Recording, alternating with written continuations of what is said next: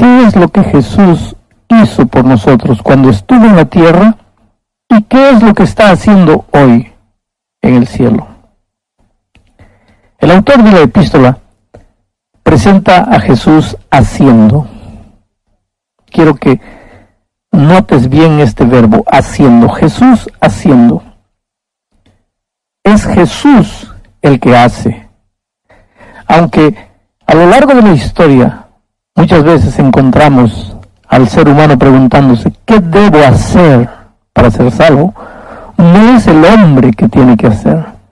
La salvación no es el hacer del hombre. La salvación es el hacer de Dios. En realidad el hombre todo lo que tiene que hacer es aceptar lo que Dios ha hecho en su favor. Se cuenta la historia de un gran evangelista que al terminar su campaña de 3 meses en una carpa grande en una ciudad, ya estaba recogiendo su carpa, envolviendo la carta, y un vecino que vivía al frente pero que nunca había asistido miraba la reunión, veía a la gente entrando, cantando, pero él nunca había decidido entrar. Ahora que vio que el evangelista ya estaba recogiendo su carpa, se aproximó de él y le preguntó: Señor, ¿qué debo hacer para salvarme? El evangelista ni lo miró, siguió envolviendo su carpa y le dijo: mire, si usted quiere hacer algo para salvarse, ya llegó demasiado tarde. Entonces el hombre se molestó y le dijo: ¿no cree usted que está siendo demasiado orgulloso? La salvación no es un patrimonio de su carpa. Usted dice que llegué tarde solo porque usted ya se está yendo. Entonces el evangelista dejó de recoger la carpa y miró al hombre y le dijo: mira, amigo, si tú quieres hacer algo para salvarte, llegaste 2000 años atrasado, porque todo lo que tenías que hacer para salvarte ya fue hecho por el Señor Jesucristo en la cruz del Calvario. Entonces, la obra de la salvación es algo divino. La iniciativa de la salvación es divina. La realización de la salvación es divina. Todo lo que tienes que hacer es aceptar. La semana pasada, nosotros estudiamos a Jesús como Rey. El capítulo 1 de Hebreos lo presenta sin duda ninguna como Rey. El autor en el capítulo 1 destaca la divinidad de Jesucristo. Jesús está en el trono.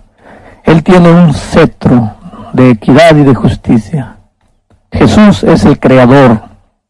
Es superior a los ángeles. Jesús es Dios.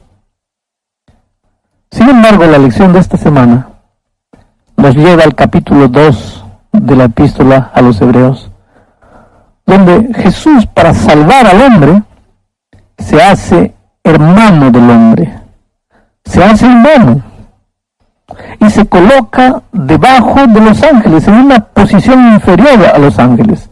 Él, que está por encima de los ángeles, se coloca ahora debajo de los ángeles.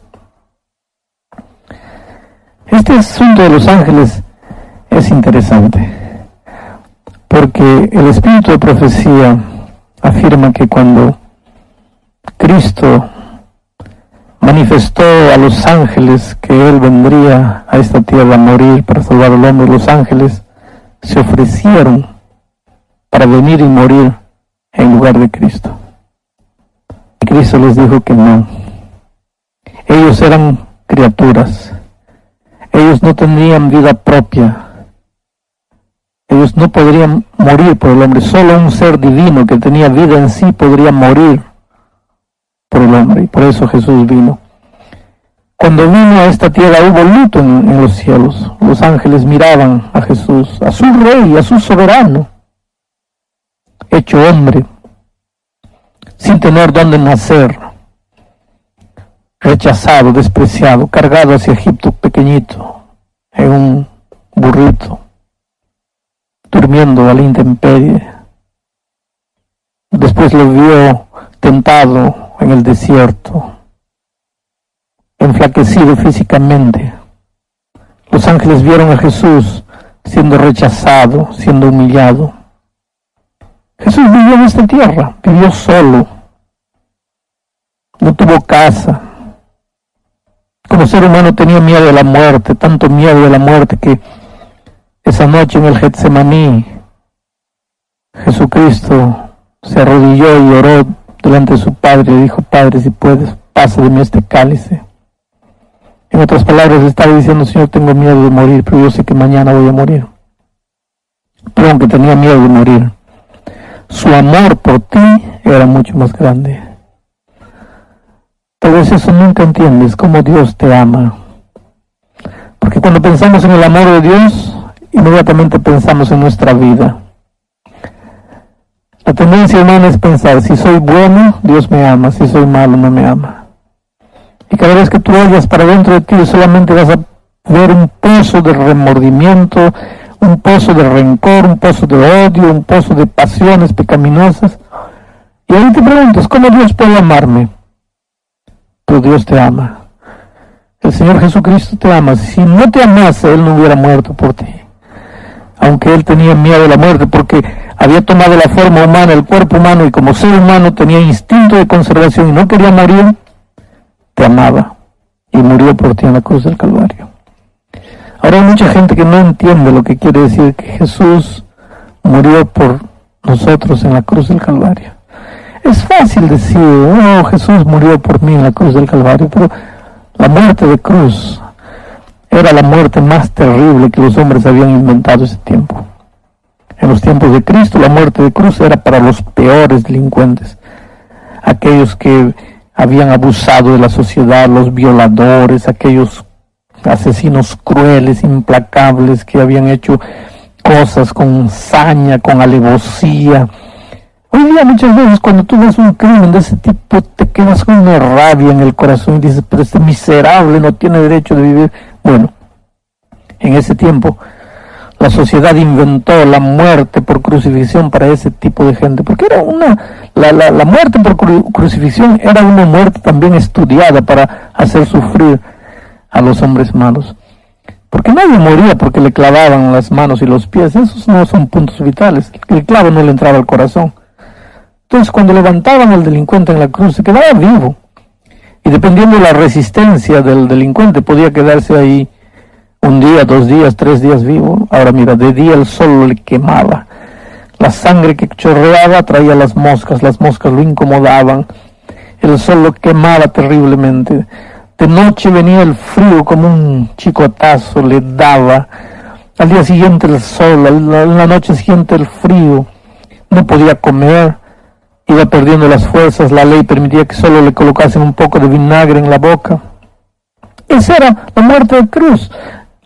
A veces el marginal, el delincuente, llegaba a un punto en que no aguantaba más y miraba a los soldados y les decía: por favor, mátenme, ya no aguanto sufrir tanto. Pero la sociedad decía: no, tienes que pagar ahí por todo lo que hiciste. Era una muerte cruel, inventada para los asesinos crueles. Y Cristo vivió esa muerte.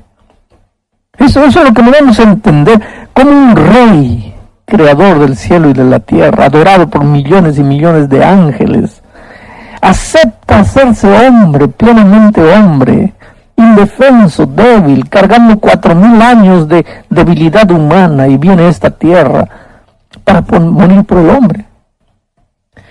Hebreos 2:11 dice lo siguiente: porque el que santifica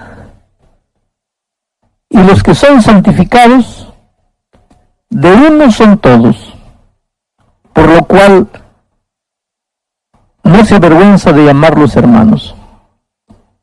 Hay algunos pensamientos que necesitamos destacar en este versículo, Hebreos 2:11, porque a primera vista todos van a comentar el aspecto de Cristo como nuestro hermano, Cristo que tomó nuestro cuerpo, nuestra forma humana, nuestra naturaleza humana.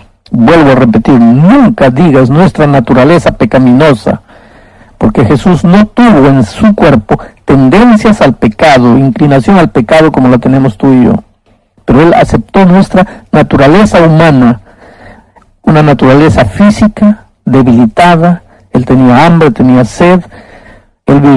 Si él no muriese a la edad que murió, él viviría con la media de vida de ese tiempo, ya no como Adán, como los primeros seres humanos que vivían 900, 800 años, ¿no? Es decir, él ya tenía naturaleza física debilitada. Cristo se hizo nuestro hermano. Y en este versículo, los comentadores tal vez se van a limitar a analizar a Cristo como el hermano. Pero yo quiero leer nuevamente el versículo porque hay aspectos que hay que destacar de este texto. Porque el que santifica y los que son santificados, de uno son todos. El que santifica.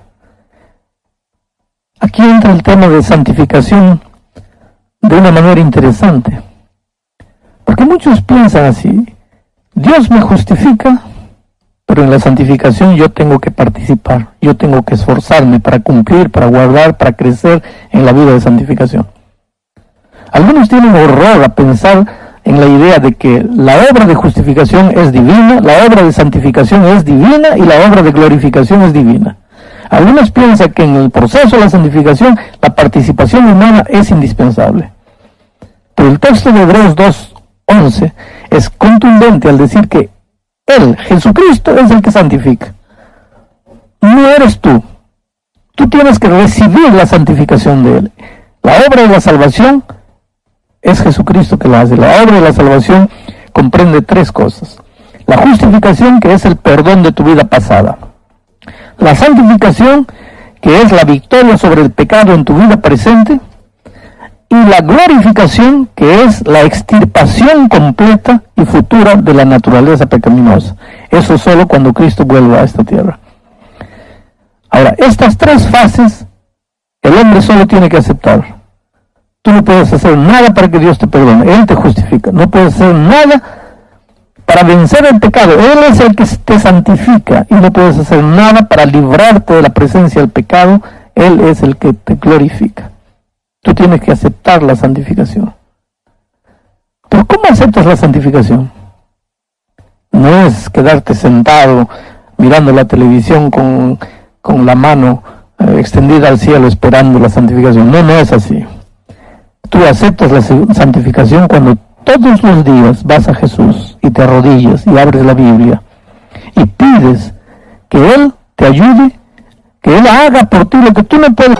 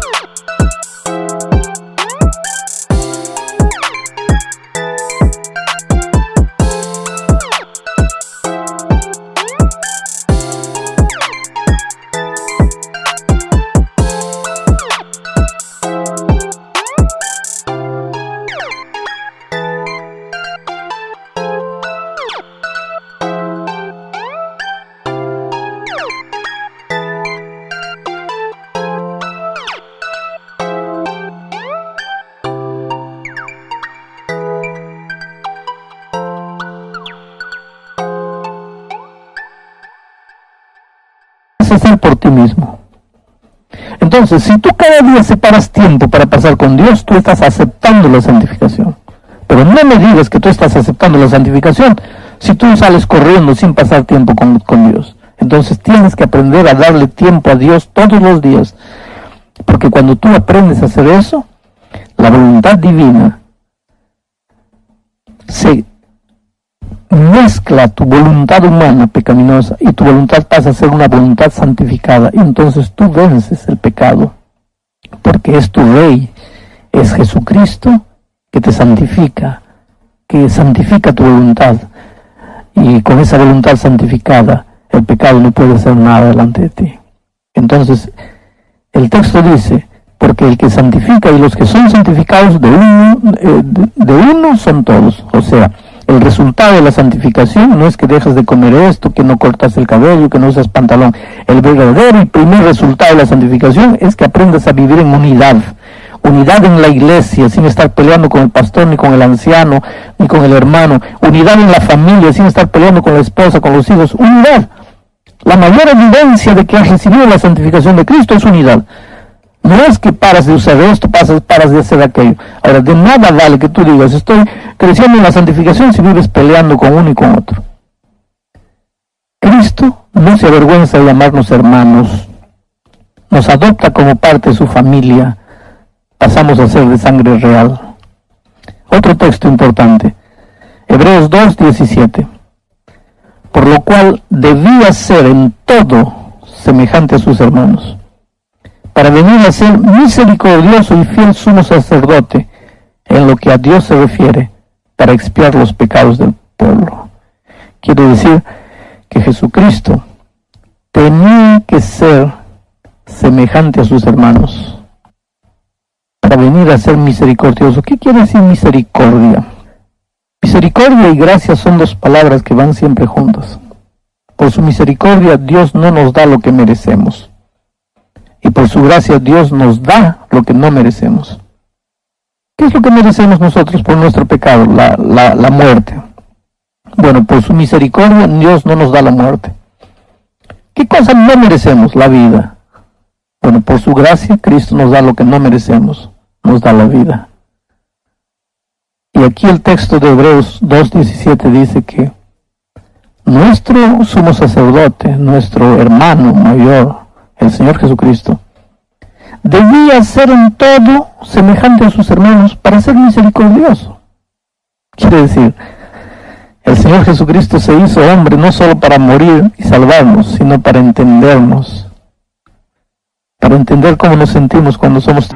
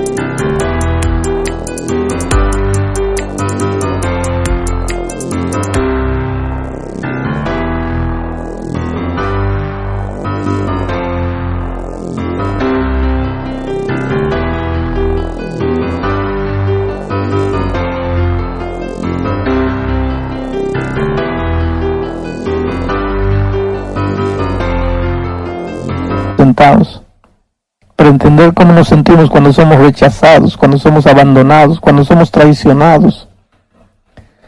Ahora, Él como Dios podía entendernos. El problema no estaba con Él. El problema es que nosotros como hombres, si Cristo no se hubiese hecho hombre, podríamos decir, bueno, Él es Dios, ¿cómo puede entenderme? Él como Dios puede entender, porque ¿qué cosa hay que Dios no puede hacer? Puede entender. Pero para quitarnos ese argumento tonto que a veces tenemos, no, Él no puede entenderme porque Él es Dios y yo soy hombre, ¿no? Él se hizo hombre, vivió como hombre, fue rechazado, humillado, sus mejores amigos lo traicionaron. Entonces hoy yo puedo entenderte cuando tu esposa te traiciona, o tu esposo te traiciona, cuando tus hijos o tus padres, tu mejor amigo te quita la fábrica.